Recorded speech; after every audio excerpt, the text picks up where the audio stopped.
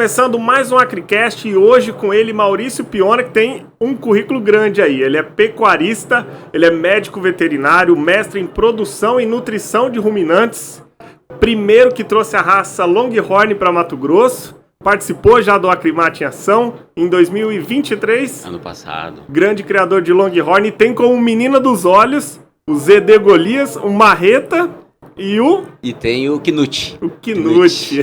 Já vamos falar sobre isso. Piona, obrigado por estar participando com a gente aqui no Acricast. Seja muito bem-vindo, viu? Tá joia. Eu que agradeço, é uma oportunidade única estar aqui junto com vocês. É sempre bom estar junto com a Acrimate, né?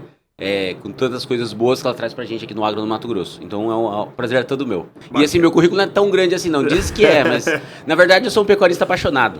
Não, bacana. A gente também já vai explicar direitinho o que é esse ZD Golias, o Marreta. Mas vamos começar primeiro falando o seguinte, o Maurício, além de pecuarista, ele é consultor e gestor na Silveira Consultoria. O que você faz lá, Maurício? Explica pro pessoal aí. Na verdade, a Silveira Consultoria é uma empresa de 38 anos, né? Ela foi fundada e criada pelo nosso fundador, que é o professor Antônio Carlos Silveira, o Nenê Silveira. Foi professor há mais de 40 anos na Unesp de Botucatu, na cadeira de nutrição e produção de ruminantes. E a Silveira, ela sempre trabalhou na parte de desenvolver sistemas produtivos eficientes, né? Então a gente ia para dentro de uma fazenda e tentava entender como que funcionava e ajustar o sistema produtivo dela, tanto na parte de pastagem, na parte de nutrição, lotação, tudo isso. E de alguns anos para cá, de 2015 para cá, a gente se franqueou ao Instituto Integra, junto com o Antônio Schacker, e a gente começa a também trabalhar com a parte de gestão. Então hoje a gente trabalha tanto com a parte de pessoas, quanto com a parte de gestão, quanto a parte de números, a parte produtiva, né? Então a gente tenta entender todos os processos da fazenda para aquele que é o nosso grande lema, né? O boi deixar dinheiro. O boi tem que deixar dinheiro, tem que deixar de ser uma paixão e realmente deixar um valor pro pecuarista. E hoje tem uma grande importância essa questão da consultoria, né? Às vezes o pecuarista acha que não precisa, que não é necessário, que é somente um custo, mas realmente ter uma consultoria, uma empresa especializada, profissionais especialistas nisso, ajuda para que evite perder dinheiro ali, né? Então, né, o que eu falo assim, o consultor, né, e a gente pensando na parte de gestão, tanto na parte de produção, para todo segmento, independente se é o agro, ele é um investimento, né? Então ele é uma coisa que a gente precisa entender que ele é um investimento para o negócio do pecuarista, né? Eu brinco que o boi pode chegar a R$500 arroba, que o pecuarista não vai estar satisfeito. Porque ele não sabe quanto custa para produzir uma arroba, né? Diferente, por exemplo, de um agricultor, que às vezes ele sabe quanto custou para produzir aquela soja, aquele grão, aquele milho, né? Então, nosso maior efeito é mostrar para o pecuarista quanto que ele pode produzir, qual que é o custo dessa produção e qual que é a margem que ele tem que defender, né? Porque todo negócio, a diferença de um posto de gasolina para um supermercado, para uma farmácia, que dá dinheiro, que tem rentabilidade, é a gente saber a diferença entre custo e que a gente vai e quanto que a gente vai ter de valor de venda, que a diferença é a margem, né? Então a gente briga dentro das fazendas para que cada vez mais o agro, a pecuária tenha margem. A gente precisa que o pecuarista entenda isso, né? Então essa é a nossa grande força hoje dentro das consultorias. E às vezes essa margem ela pode ser afetada por pequenos detalhes que o pecuarista, que o produtor, ele não tá vendo, não tá sabendo que tem. Às vezes é um cuidado com o material, às vezes é um cuidado com o insumo que ele tem. E isso acaba afetando um pouco mais, dando um pouco mais de prejuízo, ainda mais numa época, por exemplo, do ciclo da pecuária em baixa, né? Então, na verdade, o que acontece? Cada detalhe faz a diferença dentro de uma fazenda, né? E dentro de um sistema pecuário, que pode ser mais intensivo ou menos intensivo, o ciclo ele é longo, né? Então ele não é um ciclo curto. Diferente, por exemplo, de uma lavoura. A lavoura, você com 90, 120 dias, você já tem muita coisa na mão e você já até colhe o resultado. O boi, a pecuária de cria, recria e engorda, ela tem um sistema um pouco mais longo, né? Então, por exemplo, a gente pega uma fazenda de recria e engorda que você vai bater um animal aí com 18 meses, com 12 meses, com 16 meses. Então, cada detalhezinho dentro desse sistema de produção, né? Desde a parte de gestão, de produção, de pessoas, faz toda a diferença dentro do processo. Então, a gente tenta cuidar de todos esses pontos e entender, né? A gente até brinca dentro da consultoria que todo projeto tem cabeça, coração e bolso. E a gente tem que entender esses 3 pontos, né? Não existe receita de bolo para fazer com que o negócio dê certo. E um é ligado com o outro, né? Nossa senhora. Né? E tem a família no meio ainda, né? Eu falo que é aquele negócio que você tem que juntar esses 3 pontos e ainda ter a família junto, porque é um dos grandes temas que a gente tem trabalhado muito, que é a sucessão familiar. A gente está com uma pegada nova que chama o Agrogerações, que é como que a gente vai fazer com que o pecuarista e a família desse pecuarista continue dentro do agro, né? A gente vê que tem muita propriedade sendo vendida, muito filho e neto de pecuarista às vezes saindo da atividade por falta dessa ligação. A gente sabe que não são todos, mas alguns pecuaristas são descentralizadores e eles não têm tanta facilidade de passar esses direcionamentos para a geração que está vindo. Então, quando a gente tem o número e tem o processo na mão, a gente consegue mostrar para ele qual que seria o caminho viável e facilitar todos esses acordos familiares, né? Eu acho que falando em família, essa nova geração que vem para assumir o pai, os avós, eles não estão muito interessados, né?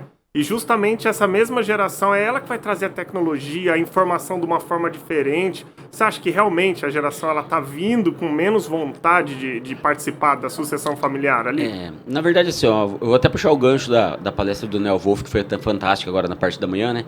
Que a gente vê que tem uma desconexão, às vezes, entre essa parte do vô, do pai, com esses filhos da pecuária que estão vindo, né?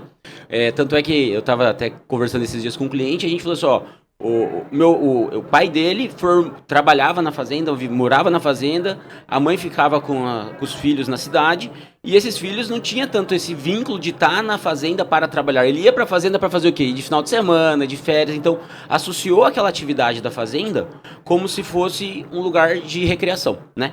E depois, eles foram formados para estar em outra atividade, tá trabalhando com medicina, com advocacia. Então, na verdade, eles não foram formados necessariamente para estar dentro daquela atividade pecuária. E o que a gente vê? É um patrimônio que tem um valor altíssimo, né? Hoje você tem fazenda de milhões, né? E aí com recurso muito escasso ou com pouca produtividade. Então, o que a gente vê? Se o pecuarista, que é o líder do projeto, que é o dono da fazenda, se ele não tiver essa visão muito clara de como tangibilizar esses números, de mostrar os processos para essa geração que tá vindo, às vezes você cria uma desconexão e às vezes você dificulta muito essa interação, né? Então, uma das coisas que a gente busca com a parte de gestão e a parte de processos é aproximar essas gerações com o número. Eu até falo que hoje, para você administrar uma fazenda, você não precisa estar lá dentro, né? Lógico que você precisa entender dos processos, dos porquês, mas você pode fazer uma gestão, às vezes não estando lá no chão necessariamente do curral, mas você entender por que aquele processo está acontecendo, né? Mas às vezes está faltando isso que você falou, né? Essa sucessão familiar vira através da conexão desde criança, né? A gente é amiga, a gente vê o que acontece, que o seu menino, você tem um filho pequeno e já desde o início tá colocando ele ali no meio dos bois, tá mostrando, tá na terra, tá brincando, mas ele tá ali. Isso. Daqui a pouco ele vai começar a ter um interesse em conhecer um pouco mais sobre a pecuária, sobre como que é gerir a fazenda, e isso que faz com que lá no futuro ele possa assumir ou não, né? Isso, e é uma coisa interessante, até me arrepia de falar do Antônio, né? Porque, assim, ele gosta, ele vai junto, só que, assim, é aquela fase que ele tá de encantamento, né? Então ele gosta de ir lá, de ver cavalo, ter o gigante, que é o cavalo dele, gosta de ver os longhorns, né? Só que, assim, é que nem minha esposa conversa muito, ele não tem que ter a obrigação de ser pecuarista, ele não tem a obrigação de falar, mas ele tem que pelo menos entender de pecuária, né? Saber o porquê, os processos. Então eu tento fazer isso de uma maneira muito tranquila, né? Então, tem vezes que ele não quer ir na fazenda e se ele não quiser ir na fazenda também não tem que obrigar, tá tudo bem, né? Eu só preciso que ele entenda um pouco de pecuária, ele entenda dos processos e se lá na frente ele decidir seguir essa carreira, eu vou ficar muito contente, não posso negar. Mas se também não quiser e se ele quiser administrar de uma maneira não tão próxima, mas um pouco mais distante, não tem importância nenhuma, desde que ele saiba onde ele está e onde ele pode chegar dentro daquela atividade, como todo outro negócio. Exatamente, aí você não pode forçar, senão acaba pegando mais raiva ainda do... Pega nojo. Pega nojo. E falando nessa questão do lucro, em 2023, você, o Antônio Schacker, rodaram o Acrimate em Ação, o evento da Acrimate, 30 municípios. Como que foi participar disso aí, levando justamente esse tema, como ter lucro na pecuária? Isso, na verdade foi uma experiência ímpar, né? Eu acho que ter a chance de rodar 30 municípios no Mato Grosso com diversas pessoas, foi um Big Brother da pecuária, né? Então a gente conheceu gente das mais diversas idades, de locais diferentes, de biomas diferentes, né? Eu falo que a gente foi para ensinar, mas a gente aprendeu muito, né? E essa dinâmica que a gente fez e que a Acrimate faz, e eu sempre enfatizo isso, que é muito importante, levar esse conhecimento para o pecuarista, ela é fantástica, porque você entende a realidade das pessoas, né? A gente vê que não existe receita de bolo de fato, então cada realidade é uma, cada tipo de pecuarista é um, cada lugar, a gente vive num estado que é praticamente um continente, né? Então é importante a gente salientar que essas iniciativas são importantes, a gente apoia, né, e foi uma honra poder estar junto com vocês, com o Chácara, com o Neto, participando, e que essas iniciativas elas são importantes para justamente levar esse conhecimento e saber que realmente a pecuária pode mais, né? Igual a gente falou no evento. E o interessante é que a gente percorre esses 30 municípios para levar o conhecimento, para levar um pouco mais ali de assunto, né, para o palestrante, para o pecuarista, e a gente acaba também recebendo muito, aprendendo muito e vendo também as demandas da região, né? Parte logística, a parte ali toda estrutural, e isso é uma coisa que o pecuarista sofre, principalmente no interiorzão de Mato Grosso, né? Nossa, a gente foi para cada lugar que tinha uns atoleiros e a gente ficava meio período dentro daquele atoleiro, lá esperando trator e caminhão, e tinha que pegar desvios, né? E pneu estourando, né? E acontecendo tanta coisa, mas assim, e essa é a dificuldade. E na verdade, hoje já é mais fácil, né? Imagina lá atrás, quando começou o Mato Grosso a ser desbravado. E eu acredito que isso é a gente entender realmente na veia o que o produtor, o que o pecuarista passa no dia a dia, né? E quando a gente fala sobre ter lucro na pecuária, essa questão também, a logística, essa questão de toda a estrutural ali que o pecuarista tem em levar os animais, em trazer os animais, isso aí também afeta lá no ganho dele final, né? Com certeza. É igual o Daniel falou que o seu Mário Wolff falava, né? Falou assim, será que um dia eu vou conseguir tirar boi daqui, né? E hoje já tá tudo asfaltado, enfim. Eu acredito que é o futuro, mas hoje ainda tem muitas dificuldades, principalmente nessas regiões que tem menos estrutura, a gente chove mais, enfim, tem época do ano. Tava conversando com alguns pecuaristas de Aripuanã que não tira gado de lá. Então o gado fica lá, e aí tem que esperar parar de chover. E tal, a cada dia, né, que o gado tá ali, fora a escala de abate, mas a cada dia que o animal tá lá no pasto, ele tá dando um custo, né? Isso, na verdade, o custo fixo tá ali, né? Ele tá ali, o custo fixo, e o ganho de peso às vezes tá diminuindo, porque ele já chegou no nível de eficiência dele máximo. Então, você tem que trabalhar com o tempo, com a logística, com o mercado. Então, eu falo que a gente até brinca que o pecuarista ele tem que ter a bandeira de super-homem debaixo da camisa, né? Eu lembro da parte da palestra do Aclimatização que falava que normalmente uma fazenda mais rentável, o custo de um animal girava em torno de R$30 por dia. Então, se você pega aí um animal que não, uma logística que não consegue enviar esses animais a tempo, você está perdendo 30 por animal e às vezes são centenas de animais e o seu lucro está baixo, porque a fase do ciclo pecuário está em baixa. Às vezes, o pouquinho que você tem de lucro, você perde ali na logística, né? Na verdade, esse custo é por mês, né? O valor que a gente quer desembolso cabeça mês, isso. E esse valor varia de acordo com o sistema de produção. Mas o animal, estando ali dentro, ele tá tirando um custo. Ele tá comendo um pasto, ele tá deixando de ter um desempenho. E times mandem, né? Então, a hora que o animal tá pronto, ele tem que sair do sistema de produção. É igual eu falo, é igual eu ter uma lavoura que eu tenho data para gradear o solo, eu tenho janela de adubação, eu tenho janela de plantio e tenho data de colheita. E o boi precisa ser feito dessa maneira. E uma coisa que a gente vê que às vezes a pecuária não faz ainda é que o boi tem que ter prazo de validade, né? Foi muito bacana a iniciativa do professor Flávio e do professor Gustavo, que teve a iniciativa do boi 777, que botou uma janela de temporal no boi, né? O boi não tem prazo de validade, eu posso pegar um bezerro, botar no pasto, eu posso abater ele com 1 ano, com 2 anos, com 3 anos, com 4 anos, com 6 anos. A gente já veio diminuindo essa idade desse animal, né? E imagina, vamos pensar numa conta redonda aí, R$100 cabeça mês. Se esse animal fica 6 meses a mais, R$100 cabeça mês, eu já gastei R$600 a mais naquele animal que está lá, às vezes, pronto, ou não está pronto, né? Então isso aí tem correlação direta com o resultado da atividade. Às vezes, dependendo do arroba, esses 600 era só o lucro que você já teria. Comeu, E hoje, nesse momento que a gente está, né, eu falo que a pecuária, ela é um filme, né? Ela não é uma foto. Hoje a nossa foto às vezes não pode estar tão boa, né? As margens mais espremidas, a gente está meio truncado numa mudança de ciclo, né? O tão galã ciclo. Mas se a gente pega e entende que um lucro de um boi vai ser algo em torno de R$800, se ele ficou 6 meses a mais, ele já comeu parte daquele resultado, né? E aí é só prejuízo. E aí onde que o boi não tá deixando dinheiro, que é o contrário do que vocês pregam lá na Silveira. Né? Esse boi, se ele ficou esse tempo, um pouquinho de tempo a mais, ele automaticamente já tá comendo margem. E aí ele já tá comendo todo o lucro do pecuarista. Né? Legal. E o Piona, ele é diferente porque ele tem também uma criação ali que às vezes as pessoas não conhecem muito bem. A gente já produziu alguns materiais aí curiosos sobre a sua produção, que é o Longhorn. Fala um pouquinho do que é o Longhorn, você que foi o primeiro a trazer em Mato Grosso, né? Isso, na verdade é uma paixão. Eu sou filho, neto de pecuarista, mudei para o Mato Grosso novo, com o meu avô tinha fazenda, meu avô já faleceu, meu pai já faleceu, mas a gente continuou com a atividade de pecuária, né? Então sempre, eu brinco que cresci na cabeça de um arreio. E sempre apaixonado em pecuária e tive a oportunidade, alguns anos atrás, em 2018, de fazer uma viagem para os Estados Unidos, né? E lá eu conheci a raça de perto, o Texas Longhorn. E eu até brinco, foi paixão à primeira vista. Então eu vi os animais e eu falei assim, cara, eu tenho que ter esse bicho dentro de casa, né? Pra quem não conhece, o Longhorn é o gado que ele tem o chifre, né? O maior chifre do mundo. Isso. E aí eu falei assim, ó, tem que trazer esse animal pro Mato Grosso. A gente não tinha, no Brasil a gente não tinha associação, né? Então foi um desafio bacana, a gente abriu a associação, conseguimos importar animais, né? E estamos hoje nessa Isso pegada. Através da Abralho. Abralho, isso. A associação chama-se Abralho, né? Que é a Associação dos Criadores de Texas Longhorn do Brasil. E é uma associação que ela busca trazer as pessoas e a gente trazer esse fomento da raça, né? Hoje no Brasil são poucos, né? Cerca de 50.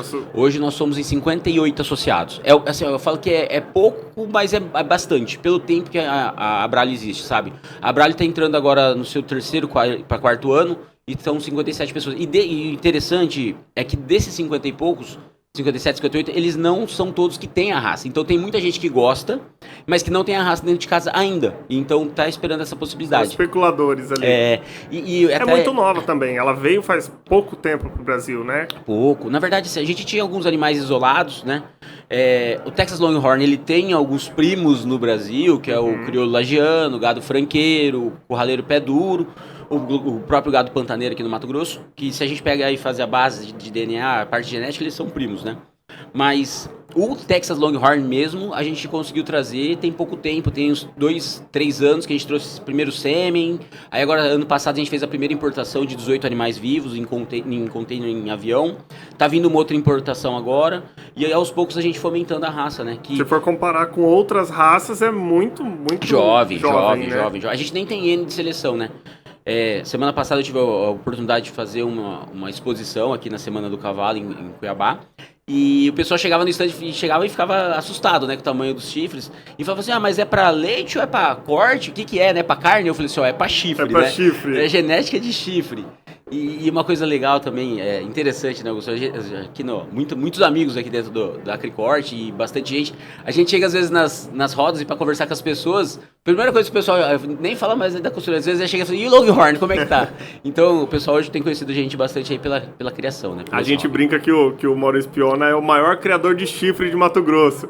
Mas é porque o animal, ele normalmente, qual que é na média, assim, né? Para não ser aqueles especiais, uns 3 metros de ponta a ponta de chifre? Não, a gente tem assim, esses topzera vai chegar nesse. A gente os não tem melhores chegam a nos 3. Estados Unidos a gente tem, né? Aqui no Brasil a gente não tem ainda porque é uma raça nova e o chifre ele vai crescendo de acordo com a idade, né? Então, ele para assim, uma época, ele tem ele diminui, ele tem curva de crescimento. Então ele tem uma hora. E depende da linhagem também. Então tem alguns animais que ele desenvolve o chifre mais rápido, tem outros que demoram para desenvolver. E tem outros que desenvolvem rápido e depois a curva de crescimento desse chifre diminui, né? Então depende da linhagem que esse animal vem. Né? A comparativo de um animal com crescimento normal de chifre, qual que é o tamanho? Centímetros, né? Né? Ele cresce muito. Por exemplo, assim, a gente tava tem um animal de desmama hoje que, tipo, já tá com um chifre de cada lado, aí vou falar de 20 centímetros, né? Você pegar o total aí é 40. Hoje, para você registrar um animal, desde que ele não seja da raça e não seja PO, mas eu quero fazer um PA que é um puro por avaliação, ele tem que ter mais de 90 centímetros de ponta a ponta. Só para você ter uma ideia, hoje uma bezerra de 1 ano e meio, mais ou menos, ela tem algo em torno de 1,20 de ponta a ponta. Então, é um tamanho bem expressivo, né? Eu lembro que eu falei aqui no começo alguns nomes ali, o Zé de Golias, o Marreta, o Galante. Isso. Esses são animais que você tem ali que são os de os pontas xodós, da né? sua fazenda, os xodós ali. Em especial o Golias mesmo, que é um animal para reprodução, né? Como que surgiu esse animal? Esse é o melhor que você tem hoje lá? Todos são especiais, né? É igual o pai com o filho. Não, nenhum filho é igual. Cada um diferente do outro. Na verdade, sim. O Golias, pra mim, ele foi um divisor porque foi o primeiro reprodutor que eu tive a possibilidade de adquirir da raça puro, né? E hoje ele tá em casa, ele tá servindo lá nas vacas e ele também tá contratado pela CRV Lagoa, né? Então a gente tem a possibilidade de ter ele em casa e também tá comercializando o sêmen dele. A gente tem algumas vacas que são os xodós, que foram as primeiras criações. A Marreta é uma delas que hoje nem tá mais comigo. A gente teve a possibilidade de fazer uma parceria junto com o pessoal do Rancho Rascada, né? E que é o Felipe Aversa, e que ele adquiriu ela no leilão do ano passado. E agora, recentemente, a gente colocou um outro touro numa central, que é o Quilute, que é um touro jovem, dessa importação que veio, que muda totalmente a genética, né? A gente tem a genética mais antiga do Longhorn, que são os animais que são um pouco mais tardios, com um frame um pouco menor, e a gente está buscando os animais com um frame um pouco maior agora, né? Lembrando que não é animal de corte, é animal de chifre, Mas que a gente quer, por ainda. enquanto, ainda é chifre, né? Mas a gente quer evoluir isso e colocar carcaça, né? Porque lá no final tudo é carne, né? Eu conhecendo lá na fazenda, a gente conversou com alguns médicos veterinários que estavam lá na fazenda um dia e eles estavam fazendo todo um estudo, uma coleta para fazer justamente esse melhoramento genético, né? Hoje o Longhorn não é um animal bom para corte, né? Hoje vocês prezam mais a questão do chifre mesmo, que é para quê? Para decoração, né? Isso, na verdade, hoje lá nos Estados Unidos, vamos falar que tem anos de seleção, o Longhorn ele é um animal de pet, é um animal de estimação, né? Então o pessoal tem lá uma quantidade pequena de animal, até porque o manejo não é um manejo tão fácil, né? Você imagina você trabalhar num curral com um animal aí de 2 metros de chifre, né? Não é Eles tão batem, fácil. né? Eles vão se batendo muito chifre com Isso. chifre ali. Então, assim, é um animal que hoje a seleção dele é basicamente para chifre, mas a gente tem tentado selecionar carcaça, né? Porque a carcaça, que eu falei, ela é importante pra gente ter um animal que é produtivo. Lá no final da vida dele, quando ele vai ser abatido ou que ele venha a morrer, a gente pode aproveitar essa carcaça dele e também aproveitar a cabeça pra gente usar como ornamento, né? Tem uma procura muito grande das cabeças do crânio do Texas Longhorn para enfeite, né? Esse melhoramento genético, você vem fazendo bastante isso. Qual que é o prazo que você acha? Porque como é uma raça nova, se a gente comparar qualquer outra raça que está há centenas de anos aqui já no Brasil, quanto tempo que é um melhoramento genético? Eu sei que lá na fazenda você já tem Longhorn, por exemplo, com Wagyu, né? Então já começa um melhoramento genético, mas existe todo um cruzamento ali que precisa de um tempo, né? Como que vai ser isso? Na verdade, assim, como a gente tem um N pequeno de animais no Brasil, que eu tenho feito em casa particularmente? Eu tenho pego e feito aspiração, né? Então a gente já faz essa produção, aquele dia que estava lá em casa o pessoal estava aspirando e produzindo esses embriões para a gente já passar para as receptoras. E hoje, por exemplo, eu já tenho receptora doadora que é bezerra. Então, às vezes eu tenho uma bezerra de 10 meses, de 12 meses, que eu já estou aspirando ela, usando aquela genética dela para já tentar ser o mais rápido possível, né? Hoje a gente tem muita ferramenta de biotecnologia que facilita essa seleção. A gente ainda fica meio que com o olho tapado ainda porque a gente não sabe como é que esse animal vai ser lá no futuro. Mas campo muito novo ainda, é um campo né? muito novo, a gente não tem N, né? Então o que a gente tenta fazer? Selecionar os melhores animais de biotipo, que a gente vê que é aquele que agrada. A gente sabe que pode ter alguma interferência lá no futuro, nessa evolução desse animal, mas a gente tenta pegar os melhores que a gente acredita que são os melhores dentro daquela nossa seleção e desde antes já começar a selecionar, né? Através da FIFA. E trazendo, igual vocês estão fazendo, tanto você quanto o pessoal da Abralho, de trazer animais vivos do Texas, isso aí ajuda muito mais no melhoramento, né? Isso favorece, na verdade, assim, é que nem eu falei, a gente tem uma linhagem, dos Texas Longhorn que a gente tem no Brasil é uma linhagem mais antiga, né? Uma linhagem dos anos 90. E a hora que a gente traz o Texas Longhorn dessa linhagem mais atual, de 2023, 2024 agora, pro Brasil, a gente vê que é uma conformação bem diferente, né? A profundidade de carcaça, tamanho de peças, é um animal que ele é mais selecionado lá nos Estados Unidos até para corte também. Até 4, 5 anos atrás, era muito selecionado para chifre. Aí eles viram que... É porque era um animal de tração, né? Se você pegar o histórico do Longhorn, ele era um animal exclusivamente para tração. No Brasil, principalmente, né? Na verdade, assim, quando a gente... Contar um pouquinho de história de Texas Longhorn, né? Mas, na verdade, o bovino não é um animal das Américas, né? Então, quando a gente teve esses animais vindo para a América, que eles vieram da Península Ibérica, nos navios, um tanto foi para América do Norte, outro tanto veio para América do Sul, nesses navios. E aí, a hora que o navio chegou e aportou, os da América do Norte viraram Texas Longhorn, da América do Sul viraram os animais de tração, né? Que são o gado franqueiro, o crioulo lagiano. Que se você pegar e ver os carros de boi de antigamente, era aqueles bois do chifre grande, que andava, que puxava, que era animal de tração. Então, o biotipo desse animal, ele é um biotipo de frente grande, é um animal leonino, que a gente fala, né? Que é um animal de força. Não foi um animal que foi selecionado com traseira, com corte, né? Pra ter carne. E também para leite, né? Tem algumas linhagens de franqueiro, principalmente eu tenho uma estima muito grande de um criador que já faleceu, que é o seu Leônidas, de Caçu, Goiás, e eu tenho algumas vacas, a Marreta é uma delas, né? Que veio de lá. E ele tirava leite desse gado franqueiro, sabe? Então ele tem uma origem... E ela tem uma produção boa leiteira. Tem o sobrinho dele até hoje, que é um grande amigo meu, que é o Thiago, ele produz leite e ele tem na linha de ordenha algumas vacas franqueiro ainda, sabe? Então, é um animal que foi selecionado lá atrás, no Brasil, para tração e para leite, né? E para você que é apaixonado pelo Texas Longhorn, como que você vê o futuro dele? Vamos falar daqui 50 anos, quando Piona já tiver velhinho aí, que você acha que vai ter expandido bastante no Brasil? Vamos ter um melhoramento de carcaça? Vamos ter um animal ali que vai ser mais reconhecido ainda? Então, Augusto, eu acredito assim, ó, que é um nicho de mercado interessante, né? Eu não vejo, assim, grandes criações por conta do manejo. Eu falo assim, que a gente tem que ser muito fiel com as pessoas. Não adianta eu falar que é um animal que é fácil, né? É um animal que é difícil, por exemplo. Eu demoro, às vezes, uma manhã inteira para trabalhar com 20, 30 animais por conta do manejo, de fechar animal, o tronco é com fechamento paralelo, né? Enfim. Mas dentro da Eles não são tão agressivos como um buzerá, por exemplo, né? Na verdade, é tudo seleção, né? Eu falo que é tipo igual um pitbull. Você pode ter um pitbull manso e um pitbull bravo. É o jeito como que a gente vai selecionar e criar ele. Então a gente tenta criar de uma maneira bem racional, com os animais conversando, tocando para criar essa docilidade, até por conta do chifre. Mas lá no futuro que eu vejo, é sim um animal com padrão bonito, com chifre bonito, um animal com uma carcaça melhor, né? A gente precisa fazer isso. E mais pulverizado no Brasil. Hoje a gente tem alguns polos, né? São Paulo tem bastante criador, o Paraná tem alguns criadores, Mato Grosso... Onde que é o maior hoje?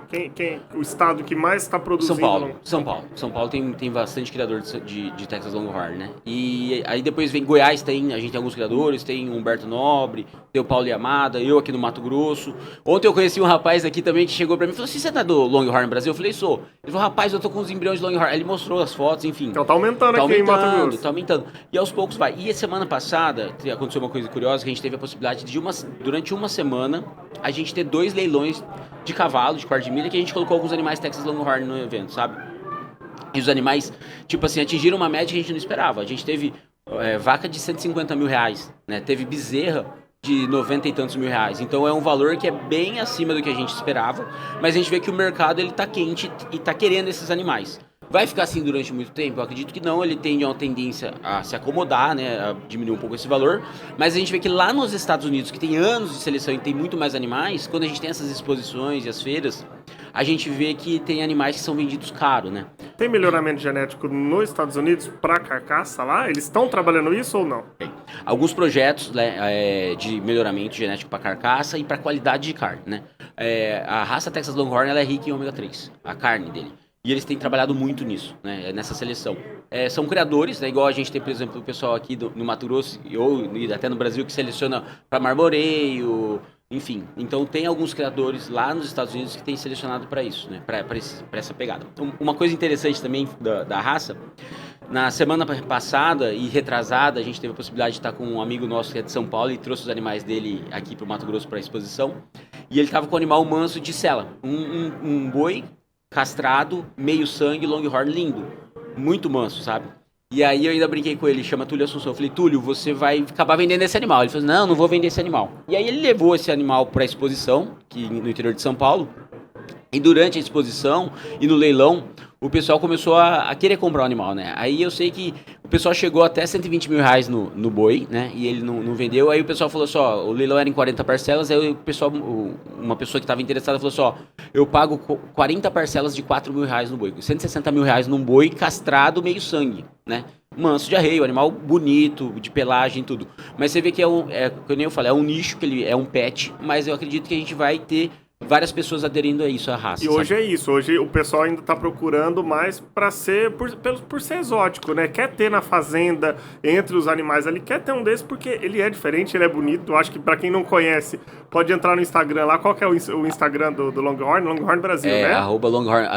@Longhorn Brasil, isso. Lá tem todos os animais, inclusive o Golias, a Marreta, tem todos os animais lá do Piona. Acompanha lá, dá uma olhadinha, segue, porque os animais são bonitos, eles são exóticos e tá crescendo justamente por causa disso, né? As pessoas querem ter esse animal diferente no pasto. Pelo interesse de estar ali, ter um animal diferente, bonito, né, na beira de casa, né? Bem bacana, né? Bacana. E você falando, então, de dinheiro, e vocês têm um evento que chama O Boi que Deixa Dinheiro, né? Isso. Qual que é esse evento aí? Na verdade, assim, é uma iniciativa nova, nossa, né, da Silveira Consultoria. Em 2020, a gente fez o primeiro evento, que foi O Boi que Deixa Dinheiro. E aí depois teve várias coisas e a gente não fez mais o evento. E aí a gente teve a oportunidade de fazer esse ano o Boi que Deixa Dinheiro, a segunda edição, que foi fantástico. A gente não esperava o acolhimento de tantas pessoas, né? Então a gente fez um evento aí de 700 pessoas aqui em Cuiabá. É um evento voltado para o agro, para a família do agro, né? A gente fala que com os ideais mesmo de uma pecuária que deixe margem, né? E hoje dentro do nosso principal propósito que a gente tem trabalhado dentro da empresa é um negócio que deixe dinheiro por gerações, né? um negócio lucrável, rentável por gerações. Então a gente tem buscado muito isso. E essa é a propósito do evento, é a gente trazer os pecuaristas, os clientes nossos, e a gente discutir sobre ferramentas, né?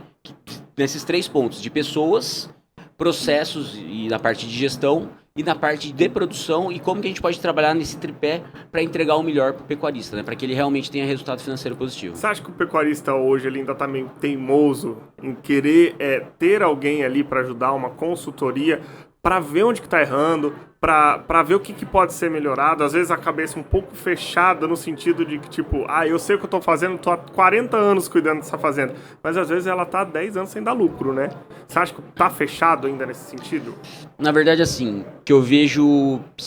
Tem pecuaristas que são um pouco mais centralizadores, que ele tem aquela opinião dele e ele é um pouco mais difícil de mudar, mas está mudando muito essa mentalidade, né? A gente está passando por essa sucessão familiar, né? Você vê, quando teve aqueles que desbravaram o Mato Grosso e estão com 60, 70 anos, eles já estão começando a passar para os filhos, de 40 para os filhos, para os netos até.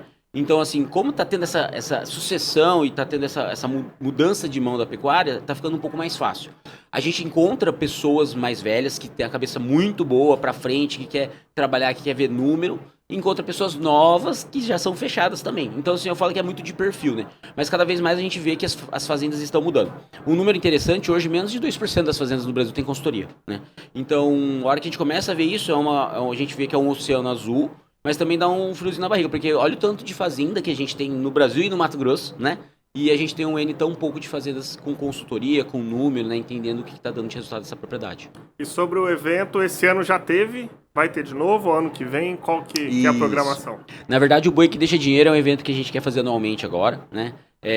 Todo mês de fevereiro. Então a gente fez em fevereiro de 2024, a gente quer fazer novamente em fevereiro de 2025.